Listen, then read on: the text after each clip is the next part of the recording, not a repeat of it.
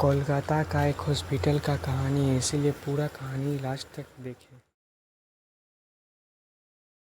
कोलकाता का hospital RG Kar medical college. सुबह की तकरीबन 7:30 बज रहे थे। हॉस्पिटल का एक कर्मी जो कि सुबह की शिफ्ट स्टार्ट होने से पहले ही अस्पताल के सारे रूम्स को चेक कर रहा होता है और ऐसे ही वो सारे रूम को चेक करते करते सेमिनार हॉल की तरफ जाता है।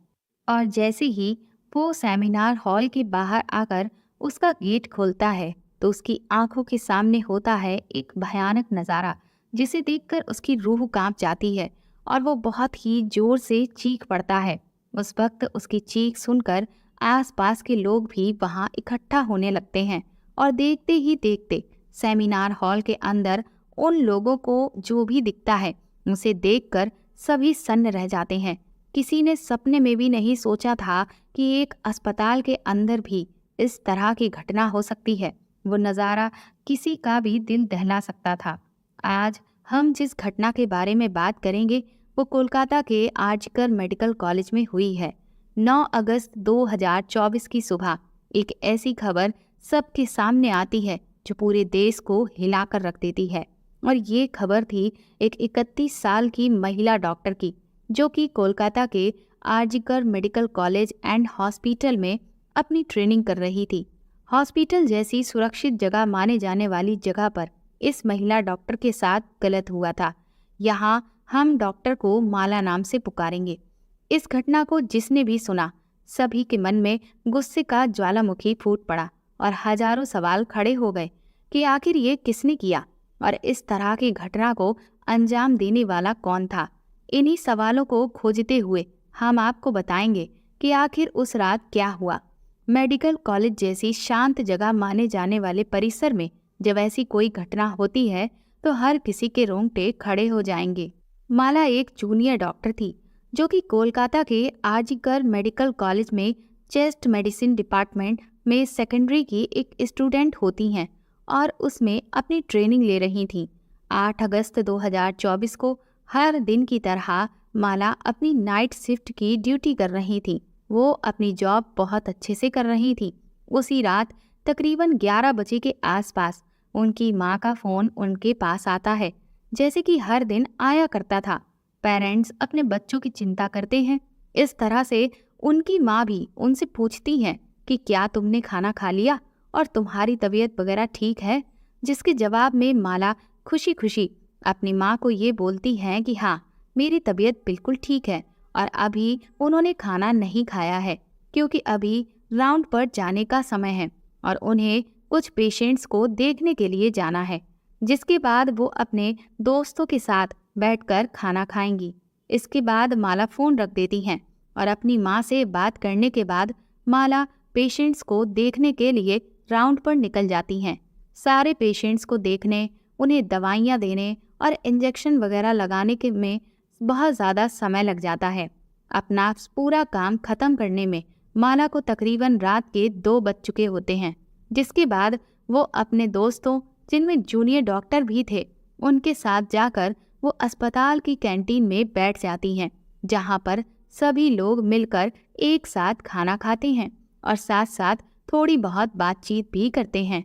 खाना खाते हुए और बात करते हुए रात के तकरीबन 3 बज चुके होते हैं। उस वक्त माला को थोड़ी थकान सी महसूस हो रही होती है और वो अपनी थकान दूर करने के लिए इस अस्पताल के 4th फ्लोर पर बने सेमिनार हॉल में जाकर आराम करने लगती हैं। माला, जो कि कभी भी आधे घंटे से ज़्यादा का ब्रेक नहीं लेती थी, वो सुबह हो जाने के बावजूद भी सेमिनार हॉल से बाहर नहीं आती हैं। अब 9 अगस्त 2024 की सुबह जब अस्पताल के कर्मचारी की नज़र महिला डॉक्टर के ऊपर पड़ती है और वो उन्हें जिस हालत में देखता है उस हाल को वो देख नहीं पा रहा था। दरअसल उनका जो शरीर था उसके आधे हिस्से पर कुछ भी नहीं था। ऐसी अवस्था में वो उन्हें देखता है जिसमें उनके सर से लेकर पैर तक ऐसा कोई भी हिस्सा नहीं था जहां चोट के निशान नहीं थे। ऐसा लग रहा था जैसे किसी ने अलग अलग हिस्सों को बहुत ही बुरी तरह से नुकसान पहुंचाया है। आँख, मुंह या फिर जो भी हिस्से थे, उनके निजी अंग, सभी जगह से खून बह रहा था। साथ ही उनकी गर्दन की हड्डी भी टूट चुकी थी।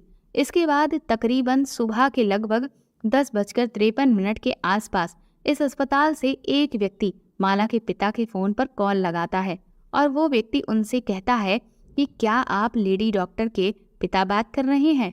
उधर से जवाब में ये कहा जाता है कि हाँ, मैं उनका पिता बात कर रहा हूँ। फिर उन्हें बताया जाता है कि आप जितनी भी जल्दी हो सके मेडिकल कॉलेज में आ जाइए, क्योंकि आपकी बेटी की तबीयत बहुत ज़्यादा खराब है। जैसे ही पिता ने ये बात सुनी तो उन्हें यकीन ही नहीं हो रहा था, क्योंकि रात में तो उनकी बात अपनी बेटी से हुई थी, फिर अचानक से उसकी तबीयत कैसे खराब हो सकती है। इससे पहले कि वो उसे फ़ोन करने वाले इंसान से कुछ भी पूछ पाते कि फ़ोन उधर से कट जाता है। जब फ़ोन कट जाता है तो पिता ने उस व्यक्ति को एक के बाद एक कई बार फ़ोन करने शुरू कर दिए थे, लेकिन उस व्यक्ति ने एक बार भी फ़ोन रिसीव नहीं किया होता। फिर काफ़ी देर के बाद जब वो बार बार फ़ोन मिलाते रहते हैं, तब एक बार फिर से वो व्यक्ति फ़ोन रिसीव करता है। लेडी डॉक्टर के पिता पूछते हैं कि आखिर मेरी बेटी को हुआ क्या है। तो इस बार वो व्यक्ति उनसे कहता है कि आपकी बेटी ने अपनी जीवन लीला को समाप्त कर लिया है, यानी कि वो अब इस दुनिया में नहीं है।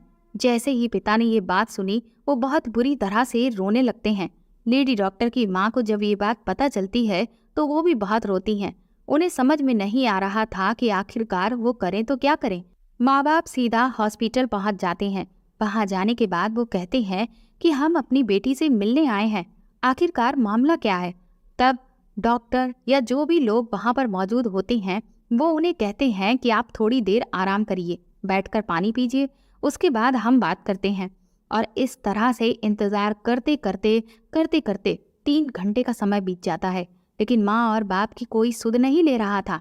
जो भी वहाँ आता था बस एक दूसरे के कान में कानाफूसी करके चला जाता था। आखिर वहाँ हो क्या रहा था, कुछ भी समझ में नहीं आ रहा था। तभी कोई व्यक्ति उनके पास आता है और आने के बाद कहता है कि सेटलमेंट कर लो। यानी कि जो व्यक्ति अपनी बेटी को देखने के लिए पिछले 3 घंटे से पल पल तरस रहा है, उनके कानों में ये बात पहुंचती है कि सेटलमेंट कर लीजिए। किस तरह का सेटलमेंट कर लीजिए?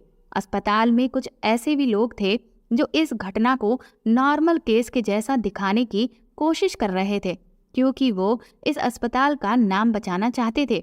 लेकिन जब डॉक्टर का पोस्टमार्टम होता है और उनकी रिपोर्ट आती है तो सारी सच्चाई खुलकर सबके सामने आ जाती है। सबको पता चल जाता है कि डॉक्टर के साथ गलत हरकत की गई थी और जब उन्होंने अपने आप को बचाने की पूरी कोशिश की तो उनका गला घोट दिया गया और उन्हें बहुत ही बुरे तरीके से मारा गया। ये सारे प्रूफ मिलने के बाद इस केस को पुलिस को हैंडओवर कर दिया गया। पुलिस भी क्रिमिनल को पकड़ने के लिए लग जाती है।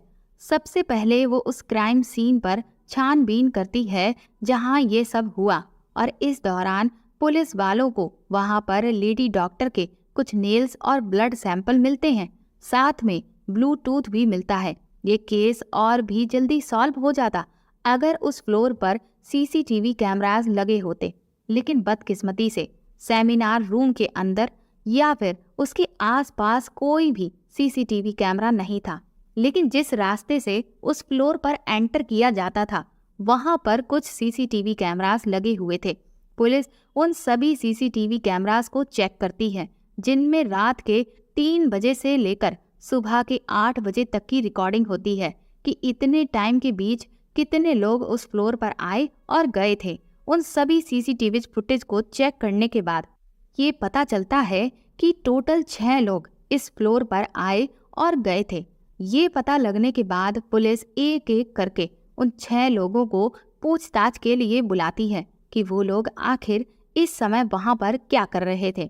इस पूछताछ के दौरान उनका ब्लूटूथ भी ऑन करके चेक किया जाता है। जो ब्लूटूथ हैंडसेट उन्हें लेडी डॉक्टर के पास मिला था, ताकि ये पता लगाया जा सके कि वो उनमें से किसका था, क्योंकि ये बात हम सभी को अच्छे से पता है कि अगर एक बार किसी भी ब्लूटूथ डिवाइस से हम अपना फ़ोन कनेक्ट करते हैं तो अगली बार वो उससे बहुत ही आसानी से कनेक्ट हो जाता है।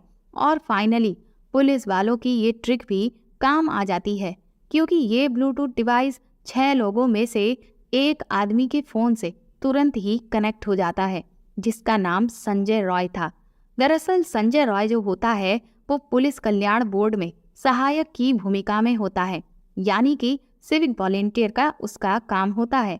आपने देखा होगा कि ब्लू कलर की ड्रेस में ये लोग होते हैं जिनका काम सड़क पर कहीं भी बिना वजह भीड़ को इकट्ठे नहीं होने देना होता है।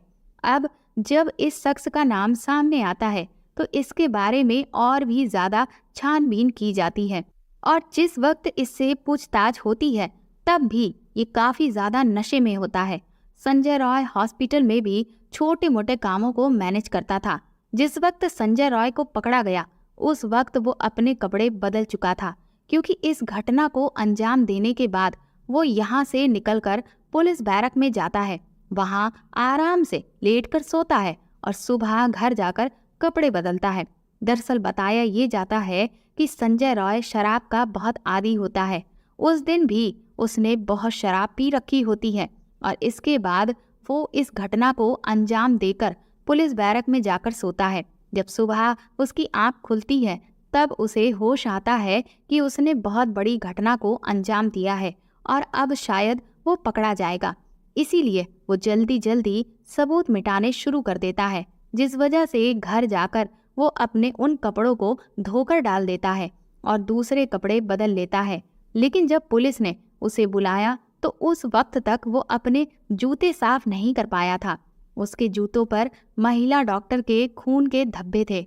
इसके बाद जब उसके फ़ोन की जांच की जाती है तो उस आदमी के फ़ोन में बहुत ही गलत तरह की फिल्में और बहुत ही गलत तरह की साइट देखने की बात भी सामने आती है और पता चलता है कि उसे ये सब देखने की बहुत बुरी आदत थी। वो अलग अलग वक्त में ये सब कुछ देखा करता था, जिसमें इस तरह की फिल्में थीं जिसमें बहुत बुरी तरीके से किसी भी महिला के साथ ऐसा काम किया जाता था। ठीक उसने वैसा ही घिनौना काम किया जिसकी वजह से लेडी डॉक्टर के निजी अंगों को बहुत नुकसान हुआ। जब महिला डॉक्टर ने विरोध करने की कोशिश की तो उनका चेहरा और सर जिसे बहुत तेज दीवार पर मारा गया। लेडी डॉक्टर ने चश्मा पहना था जिसकी वजह से उसका शीशा टूटकर उनकी आंखों में और मुंह में चला जाता है, जिससे मुंह और आंखों से भी बहुत खून बह रहा था।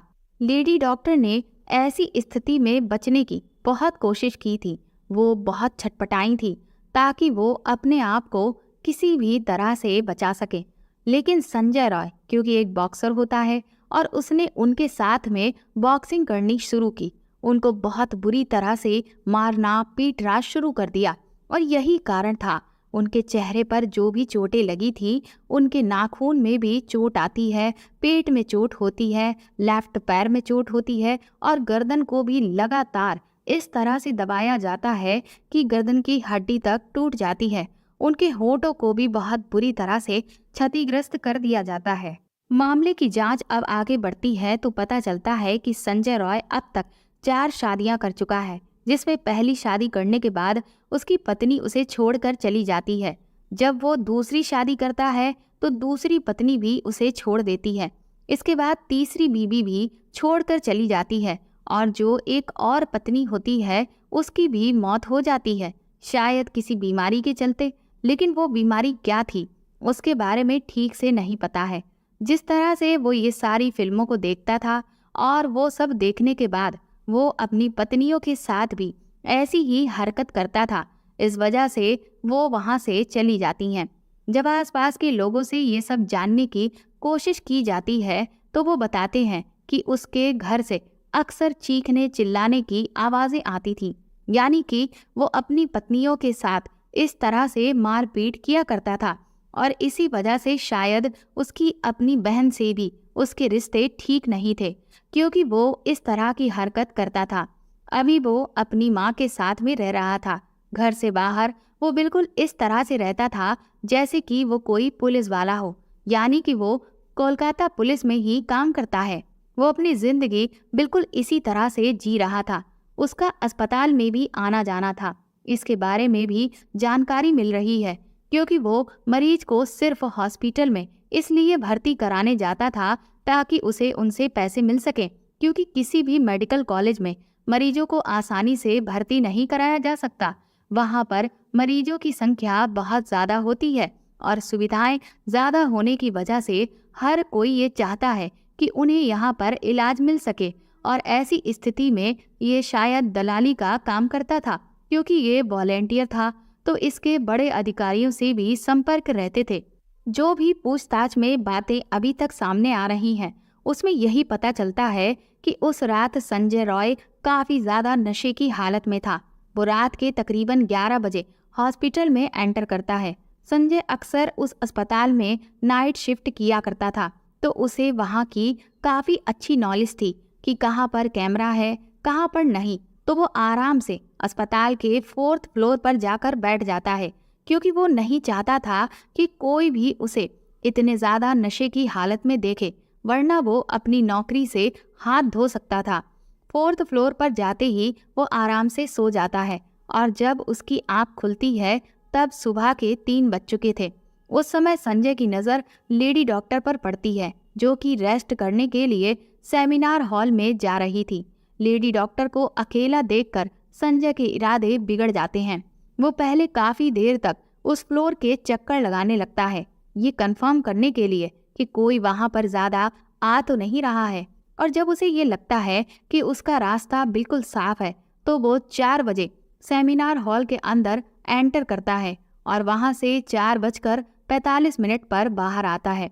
इन 45 मिनट तक लेडी डॉक्टर के साथ उस आदमी ने क्या क्या किया होगा, वो कितने दर्द से गुजरी होगी, ये सोचकर ही किसी का भी दिल दहल जाएगा।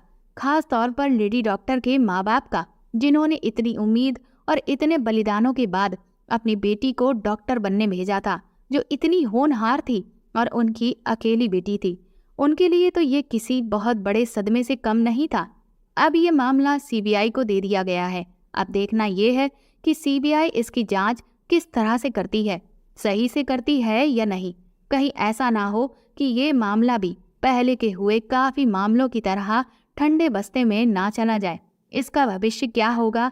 पुलिस पर भरोसा करें या सीबीआई पर भरोसा करें, कुछ समझ नहीं आता। सबसे बड़ा सवाल ये है कि फिर साथ काम करने वालों पर भरोसा कैसे करें? कोई व्यक्ति जो रोज हॉस्पिटल आता है, उस पर भरोसा करें कि ना करें, ये समझ नहीं आता। हकीकत ये है कि महिलाएं ना घर में सुरक्षित हैं न बाहर। वो काम करने जाती हैं, उन जगहों पर भी वो सुरक्षित नहीं है, क्योंकि वहाँ भी और बाहर भी हर जगह उन पर गिद्धों के जैसी नज़र बनी रहती है। लेकिन अब वो समय आ चुका है जब महिलाओं को खुद ही अपने प्रति जिम्मेदार बनना पड़ेगा। उन्हें ये लड़ाई खुद ही लड़नी पड़ेगी और खुद जीतनी भी पड़ेगी। वो जहाँ भी जाती हैं, वहाँ अपने आप को सुरक्षित तभी महसूस कर सकती हैं जब वो सचेत रहें, सतर्क रहें। देखा गया है कि कई बार जब इस तरह की कोई घटना होती है तो लोग इस तरह की बयानबाजी करते हैं कि लड़की ने छोटे कपड़े पहने होंगे, इसलिए उसके साथ ऐसा हुआ।